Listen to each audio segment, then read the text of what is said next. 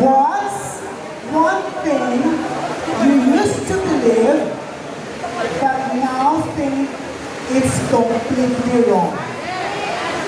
What is the one thing you used to believe but now think it's completely wrong? Thank you so much. That is actually a very interesting question. Because I know that at this very point of time, the goal of that question is not just to test the intellectual capacity of these top 5 candidates, but to assess us on how we can give inspiration and learning based on our answers that we are going to give. So if I were to reiterate the question, what's that one thing I used to believe, but now I think it's completely wrong? Ladies and gentlemen, your candidate number 7 hails all the way from the beautiful province of Pangasinan. And in the province, there are a lot of superstitions. Napakaraming paniniwala mula pa sa matatanda at ating mga kanininuan na kesyo maraming malas, na kesyo maraming kailangan nating sundin na alituntunin at mga bagay nating sundin. Ngunit kailangan nating isipin ano nga ba ang mga positibo at negatibong epekto nila. But you know what? I really want to go another way because it is important that before I end my answer, I will be able to educate the people of Rosario Pasig. If there's one thing I used to believe as a child and now I think is completely wrong, that is we, the members of the LGBT community, especially the gay community, are the jinx. Paniniwala ng maraming tao na pagbakla ka, malas ka. But I say that's wrong because it is not what is in between your legs that will dictate whether you will be a jinx or a lucky charm. It is up to you on how you're going to create a wonderful life, not just for yourself, but for the people around you. Ladies and gentlemen, in the ancient days, in the 90s, people would say that if you are bakla, you are salot. People would say that if you are bakla, you are malas. But now, I would be proud to tell you that candidate number 7 and the rest of the 18 candidates is approved. And I will tell you that that belief is completely wrong because we are an asset in this society. We give color in this society. We give amazing entertainment such as this beautiful platform that we have. And I must tell you, kung ngayon naniniwala ka na salong ang bakla, basagin at balikin mong paniniwalang yan dahil yan ay mali at dapat mong balikan ang paniniwalang yan. At ito ang nais kong iwang ligasiya sa inyo na kailanman hindi naging malas ang mga miyembro ng LGBT. May mga doktor, may mga abogado, may mga miyembro ng kabinete ng ating mga kagalang-galang na gobyerno. Maraming profesyon ang pinapasukan ng mga miyembro ng LGBT. Paano mo sasabihin malas yan kung kami ang nagdadala ng suwerte sa bansang Pilipinas? That is why, ladies and gentlemen, I just want to tell you that if you think being gay is a jinx, I am lucky 7. And I am from the province of Pangasinan. Without any doubt, walang malas-malas. Nasa sayo yan kung paano magagawa ng kapalaran mo at kung paano mo babaliin ang maling paniniwala nila. Maraming salamat. 20,000 pesos. What's one thing you used to believe but now think it's completely wrong? I repeat. What's one thing you used to believe but now think it's completely wrong? Okay. One thing that I thought I always believed, what we used to believe, but now okay. One thing that I used to believe is right is mercy killing. As a child who grew up on news television, I've always seen reports, especially on the Emirates, UAE, Dubai, or even China, wherein criminals are convicted. And my own opinion on that is that at first, I believe that they deserve it because they've done something wrong and it's legally and morally incorrect. But as I grew up on who I am today, I realized that what if those who are convicted are not really wrong? Given the justice system, not just in the Philippines, but globally, who knows? Maybe those who are in line to death, who will be punished next, who will be killed, is not really the one who committed sins. So this is a moral lesson for everyone, especially to the judges and the government who's sitting to think first, to investigate thoroughly, because who knows, life is precious and you might be killing an innocent one. Thank you. Thank you so much, Serena. What's one thing you used to believe but now think is completely wrong? What's one thing you used to believe but now think it's completely wrong? Thank you for that very wonderful question. What's the one thing that I used to believe but now I think is completely wrong? That is to be a part of the LGBTQIA+ community. As someone who grows up in a rainbow community where a lot of love, acceptance, and tolerance, I believe that being a part of the LGBT will never be a sin. We are created by God, and we deserve to be loved and accepted. And as a member of the LGBTQIA+ community, we are being marginalized ever since. And that is why we are here to uplift the others, because it is still existing nowadays.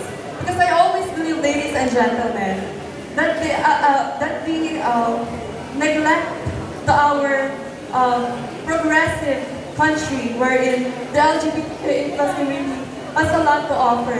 I believe it is not a must. Because the awareness of ignorance is the beginning of wisdom. Thank you so much.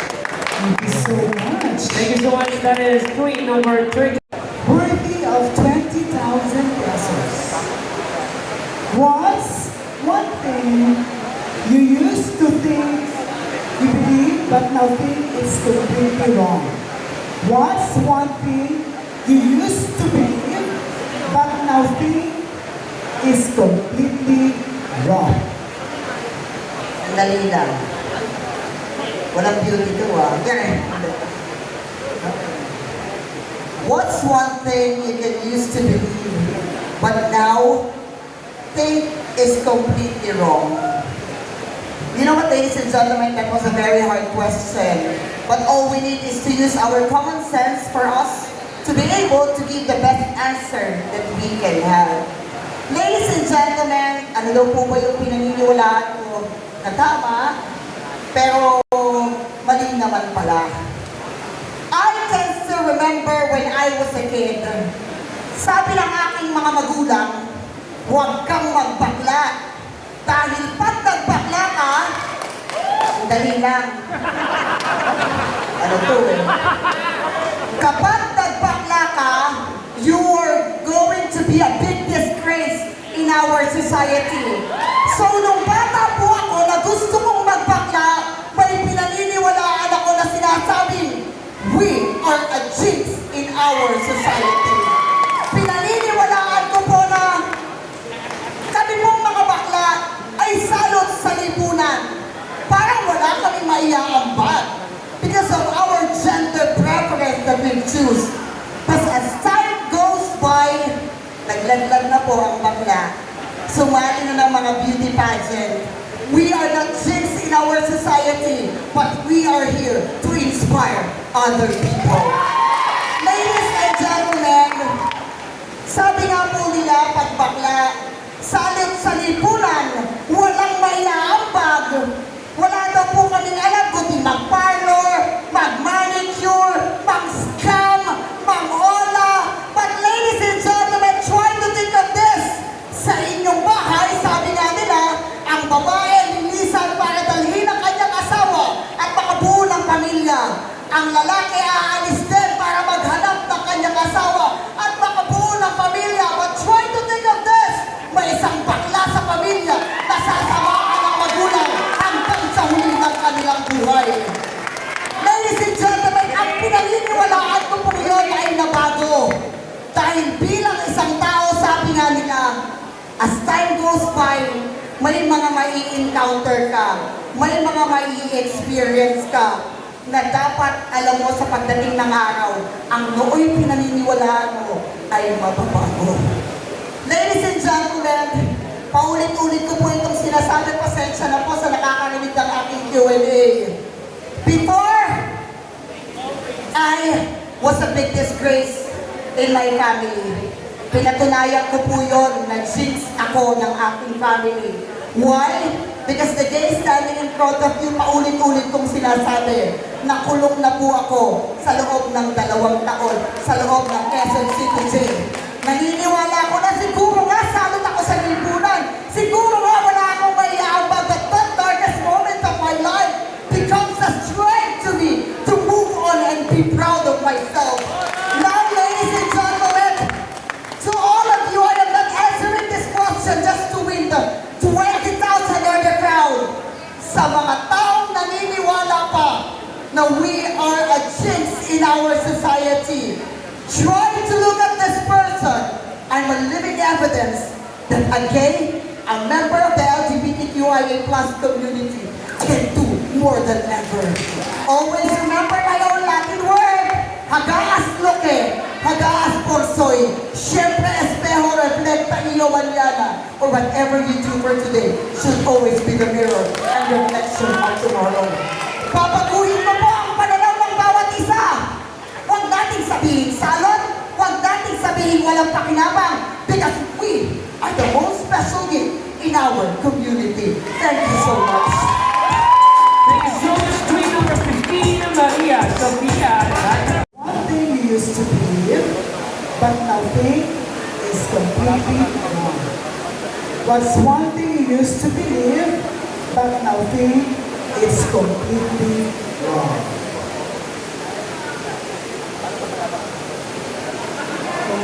Ibahin tayo yung sagot.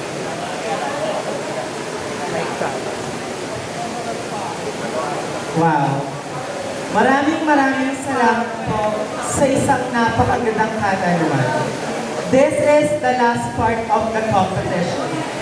And the question is, what's one thing you used to believe but now think is completely wrong?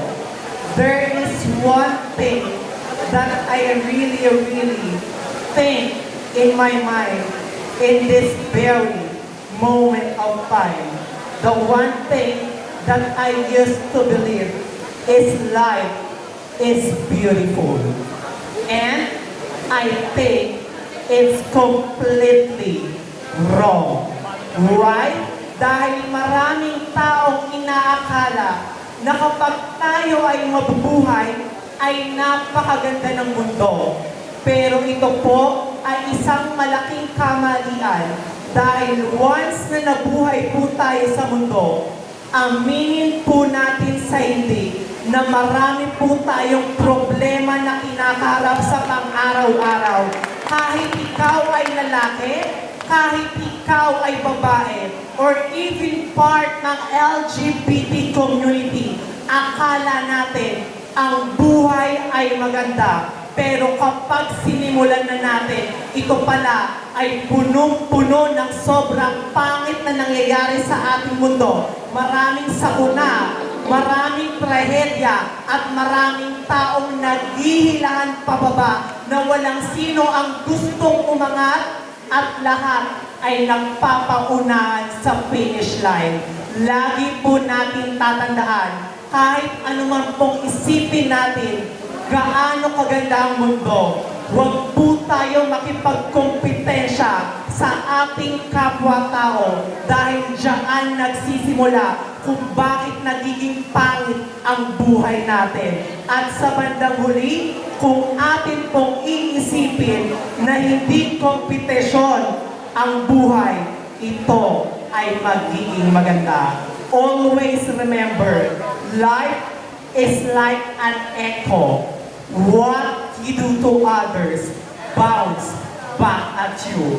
And remember, life is not a coincidence, but it is an echo of what you invest. Maraming salamat po. Alright, there you have it, ladies and gentlemen, our last candidate